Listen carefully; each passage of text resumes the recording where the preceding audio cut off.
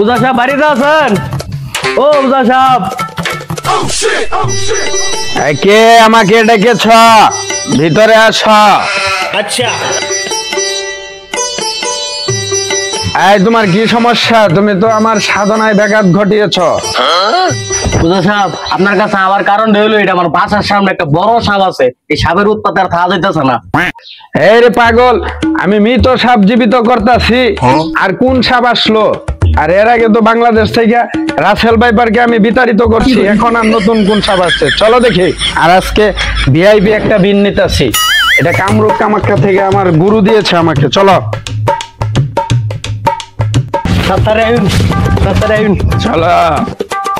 উজা সাহেব, এই সামনে জঙ্গল নাই, নেন এই সামনে জঙ্গল নাই। চলো, এই জঙ্গল ব্যাপার হলো কামরূপ কামাখ্যা থেকে সাপ ধরে আসলাম। চাও দেখি, আগে রেডি হয়ে নেই।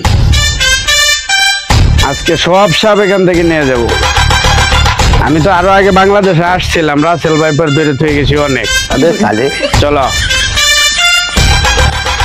হ্যাঁ নেন এই জঙ্গলটাই, এই জঙ্গলটাই। এই তুমি সারা বড় বড় সাপ বাইরে পড়বো, তুমি ভয় পাবা। দাঁড়া, এটাকে আমি জীবিত করবো পরে, এটা নিয়ে দাঁড়াও। এটা মৃত, ভয় পাইও না, ঠিক আছে? আচ্ছা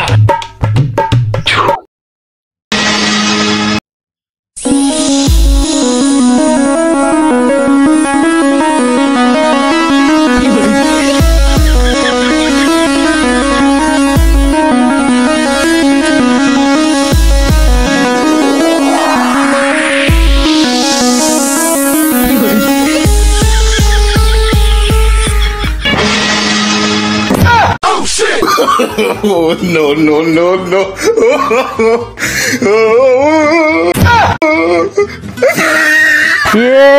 এক হাত ধরে দিই লিঙ্গা লেগে গেছে, তা বলে রাসেল ভাইপার বাইরে চুদা সেতে। আর ধর। Oh no no no no!